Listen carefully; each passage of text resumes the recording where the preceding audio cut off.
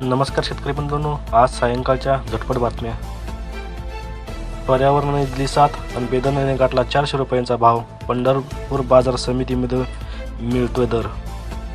सोलापूरसाठी उजनीतून महाराष्ट्राला पाणी सोडणार. 50 TMC पेक्षा कमी पाणीसाठा राहणार. कुठे काढणी तर कुठे सोंगणी, हरभऱ्याचा खर्चही निघणे कठीण. भंडारच परिसरातील चित्र.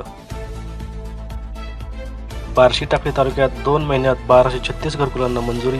तुम्ही अर्ज केला का? रमाई आवास योजना. लाडक्या लेकीला 18 वर्षापर्यंत मिळणार 1,04,000 अर्ज. लेक लाडकी योजना 5 टप्प्यात दिले जाते अनुदान. नंदुरबार जिल्ह्यात 21 मंडळात दुष्काळ जाहीर. मदत केवळ 8 मंडळांनाच. 1.5 लाखात सर्जाराजाची जोडी. म्हैस 70,000वर. तळोदा आठवडा बाजारात बैलांची मोठी आवक. गाईच्या दुधासाठी लिटरला 5 रुपयांचे अनुदान. प्रस्ताव दाखल केलाय का? 10 मार्चपर्यंतच आहे मुदत. उन्हाचा कडाका वाढला. फळबागा होरपळू लागल्या. सोयवाई तालुक्यात जलसंकट. शेतकऱ्यांचे मोठे नुकसान. कमी दूध दरामुळे शेतकरी अनुदानापासून वंचित. फरक वितरणास झाली सुरुवात. वाढीव पाणीपट्टीसह कृषीपंपांना पाणी मीटर बसविण्यास विरोध. इरिगेशन फेडरेशनचा लोकसभा निवडणुकीवर बहिष्काराचा इशारा. गुळाची मागणी रोडावली. दरात क्विंटलला 400 रुपयांची घट. शीतगृहासाठीची खरेदीही थांबली.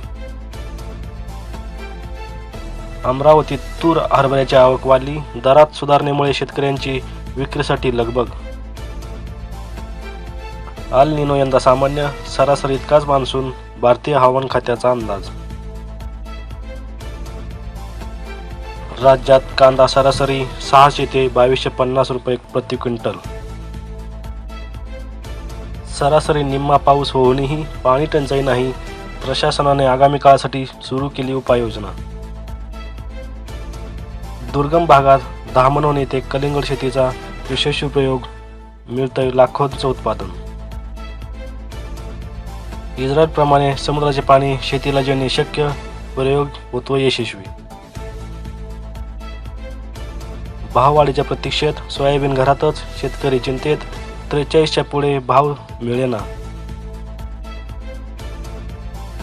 कुकडी आवर्तनातून तलाव बंधारे भरावेत.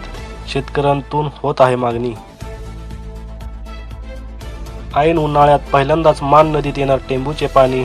मार्च अखेर सोडणार पाणी. हळदीचं झालं सोनं. 17,000 रुपये प्रति क्विंटलचा मिळाला दर.